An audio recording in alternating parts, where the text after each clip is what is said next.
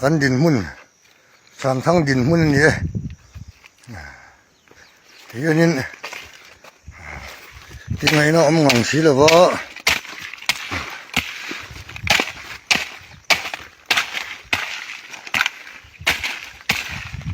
xin lại kan đủ bốc nền thì nên kan check xong ta giờ vọc cho tan po kan là sáng lâu ni bera thì hiện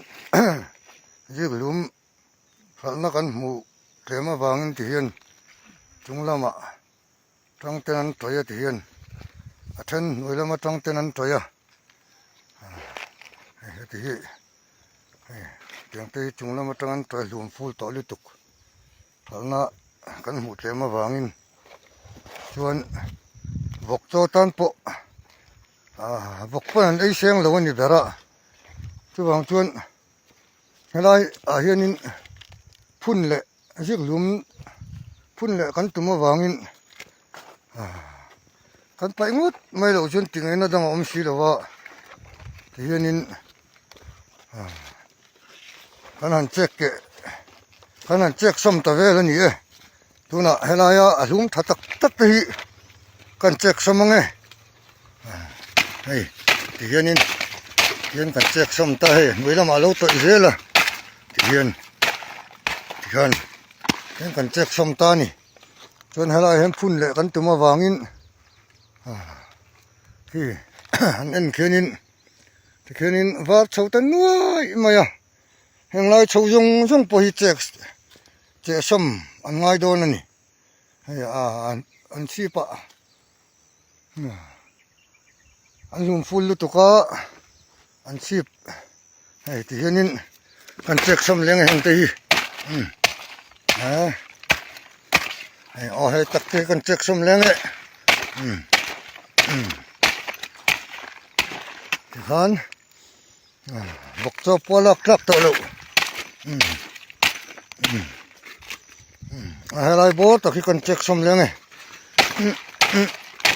này ha ôi chú ơi ấm được về nghe thì ngày nó ấm bốc xí đâu có mồ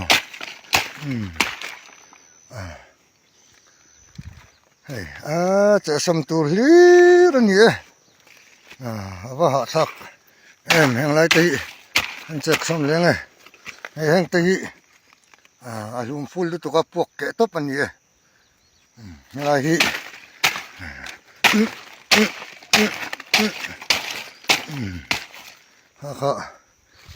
kan din mun sam thang din mun ni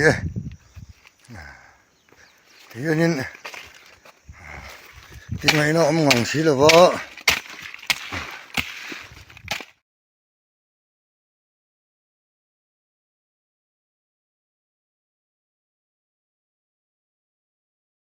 với nia hiền sam thang zik lum lẽ chevel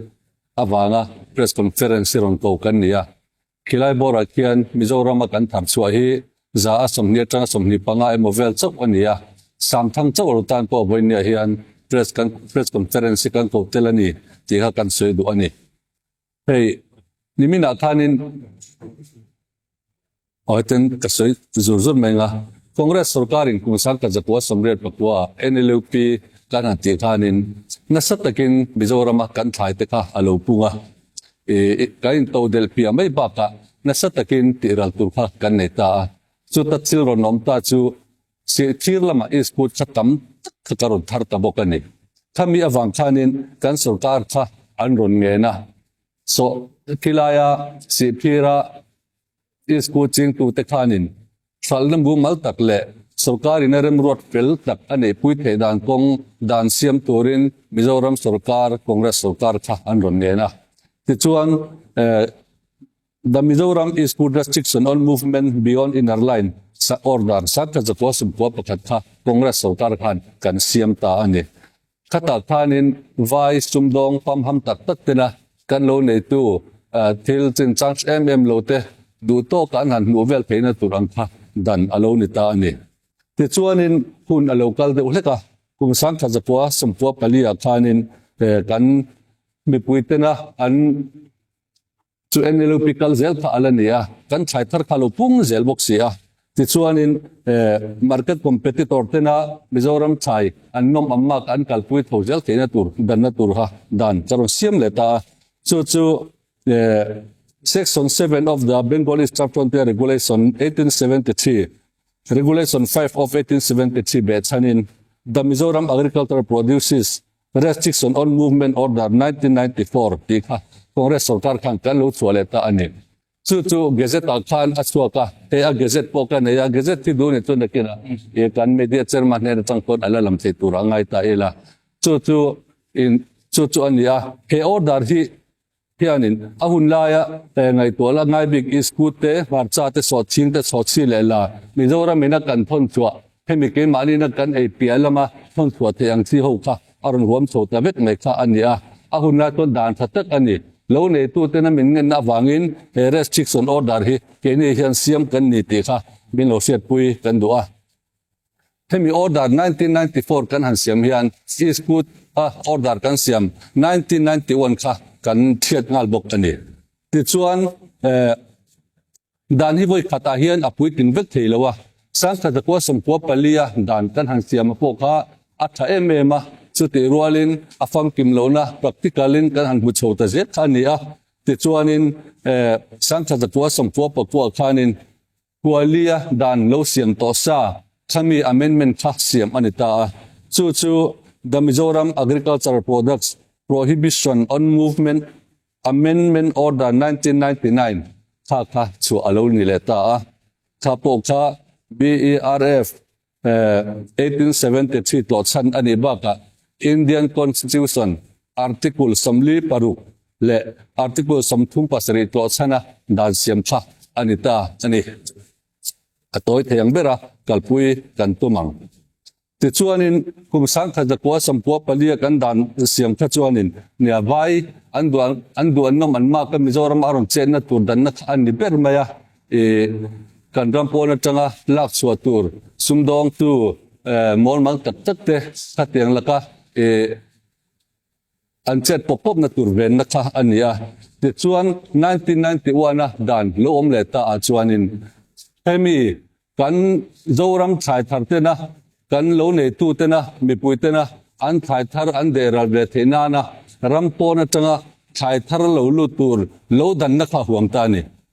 1999 act khan kha apoi mok maya ti chuan chengket po kha viren tele bairabile kan muna te khan siam ani bok ani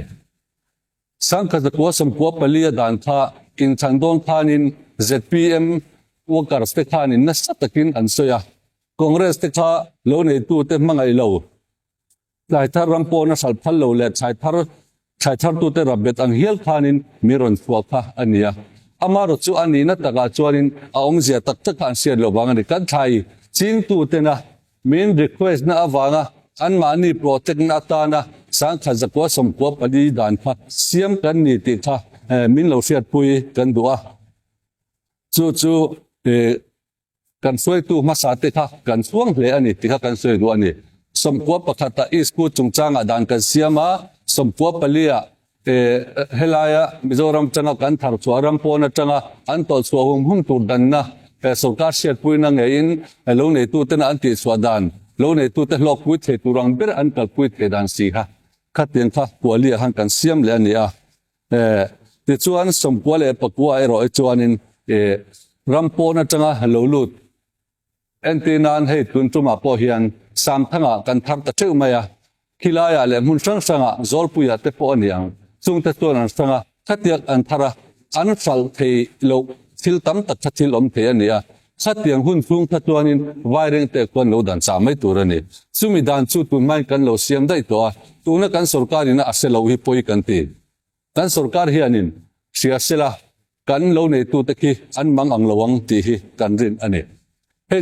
July ni somle pasari khanin wanzawa kan kala chung ko thela ta chuanin arim chang ema sam thanga kabakal boka sam thanga ji lum nei tu te khan lo mang ang maya an fal te lo awanga toiral ka mai te athen chuanin le than mai lom tia an sa som ang de boy te kha an lo om de nol maya a then chuanin vokcho atan bek that kha cheng zathum ten an lo phala khatiang khanin an mang ang na sa ani tin chu ti rualin tuna kianin tam takin an la ching don zui bok kha alani a aizol lama natina kan chen mani na aron setak ang khan aizol lama kai chan an soma aizol lama Zulai ni somni panga khan veng sang sanga aron sala ta khanin quintal zathum somnga vel aron sal ral pe ani aizola khan amaro chuan salbani tam tak ala omani aizol popui chunga OMA te chunga po hian samthang lo nei tu ten lom thu an soya chu chu chanchin bua po khanin kan muin ka thia samthang a khianin chung ko za somli panga in zik lum hi an chinga than kona zale som pakhatin an ching boka ti chuan tilai a chebel zong zong a khuate te in kan soi lowanga far konte thekte te thekpuite sajep te wangchia te waphai te poinan la ching cheu bokani khatiang an han chin ho kha in zali chuang zatin an ching ani in zali chuang zatin zik lum hi an chinga ti chuan kum khata an thar chu tu ni om taka an ruam man le an han tin zona chuan quintal sing chuang hi thar turin an ruam mana tuna kianin quintal sang level an ral to a ti chuan quintal sang khat da thum zet kha atroi cheboka tuna kianin saltu an lang mai ni chu wang chuanin voinia hian helaya sarkar hianin ahan boi pui hi tha kan ti ani zik lum la kui mek te no ma he khan kona te phei chuan ani na taka chuan lo nei pa ngai ho khan zik lum chau an chinga zik lum chin kha chuan lo nei an phal lo ani a chan chuan ram atle ma wangin chu wangin zik lum an lo cham chuan chu ti hlo chu ani dona chu wang chuan he buai an chin zik lum a hian lo tlin an lo nei the na hi kan du pui em ani ti ha kan han soi do ani hei kilai zik lum ching ho tu ten ai zol an lo kala kan minister lama a the an kala horticulture minister te agri minister te LAD minister te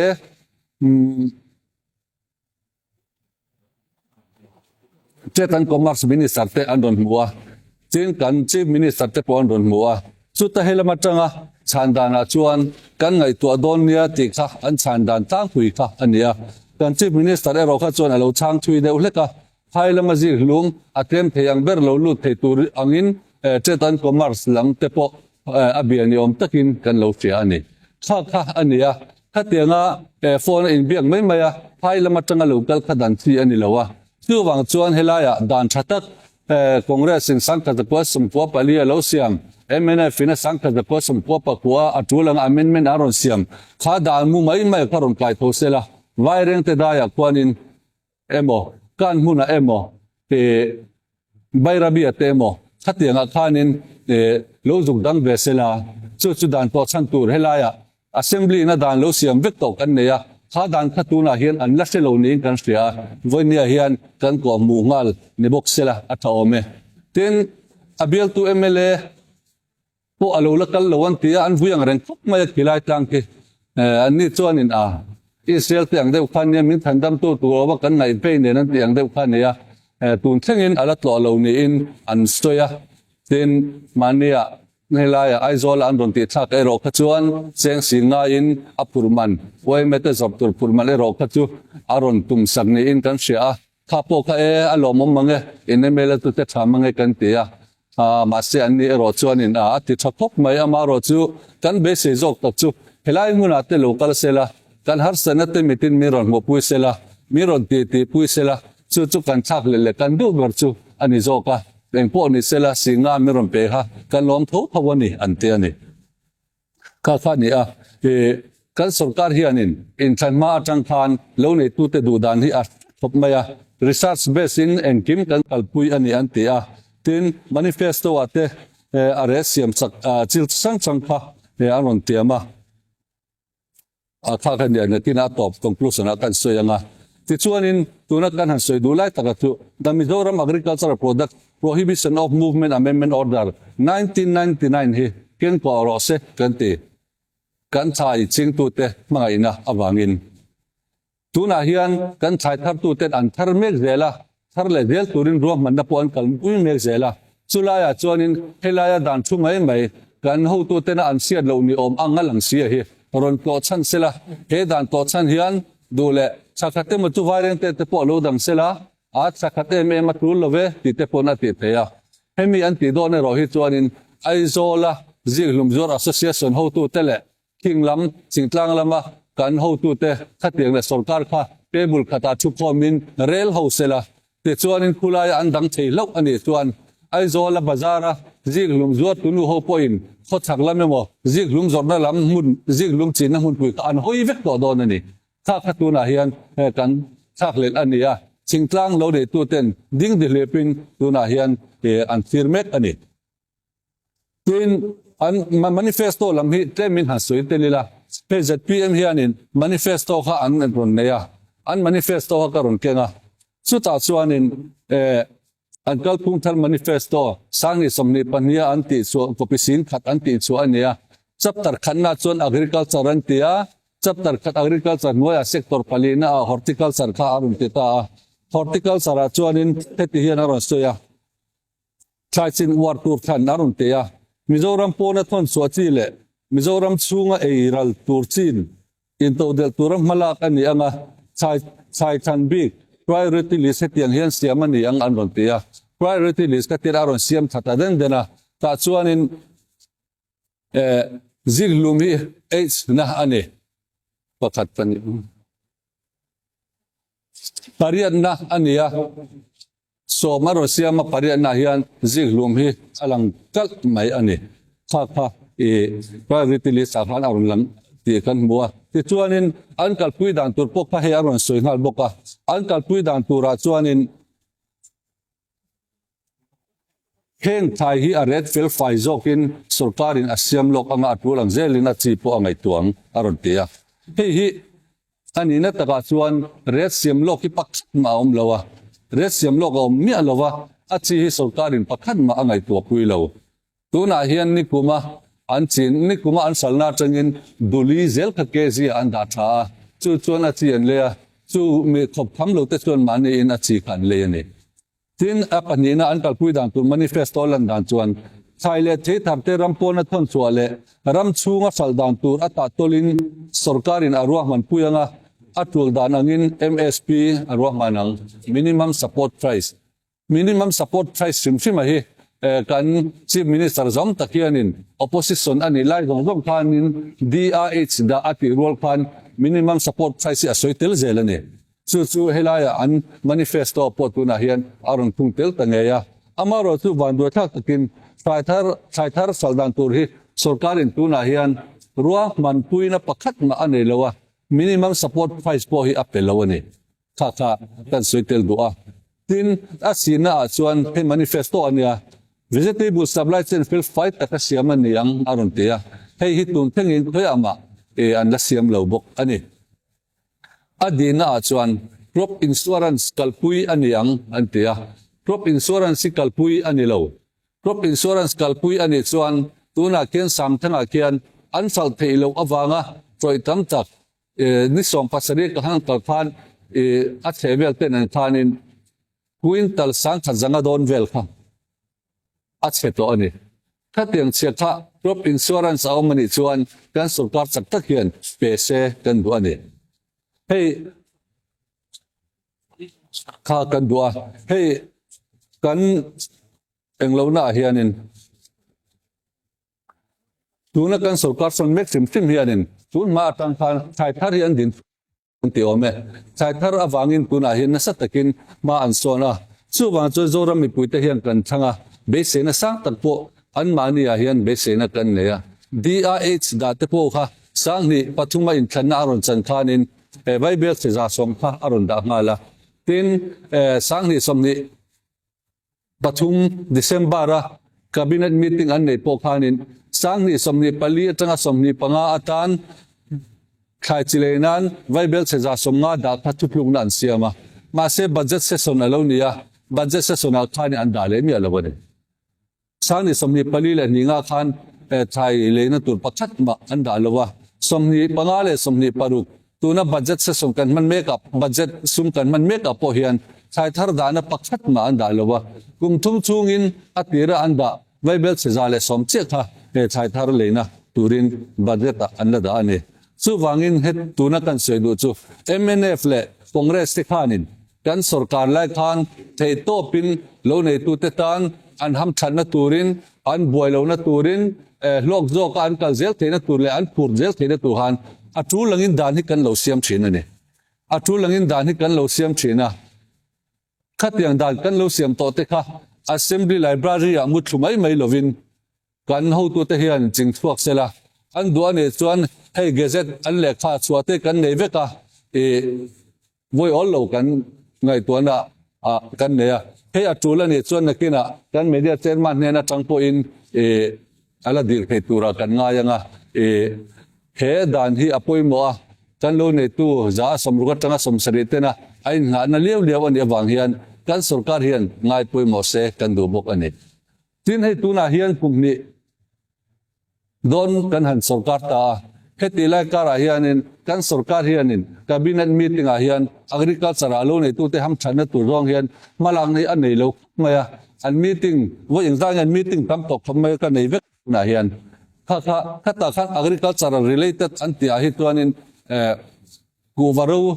ti topan yang ti le fertilizer ti topan yang ti ba kha pakhan ma dan thai an na siam bel lo re ngani chu wang chuan kan ram chuai tu te hianin dan hi dan siam hi MLA tena MLA an ni than ber ani ti kan sia ti kum ni le achan ve chung khan dan somnga le pathum kan siam manane khang te kha ren lo sia kan dua tuna kan han tu bera chu kan sarkar chak tak hianin e a copy an du chuan kan neya hemi be than hian kan do nei tu te hlim zo kan lo om theinan an thai tharat le lok zo ka man zo ka ti long nan lo chan theinan he order be chan po hianin order than hi siam sela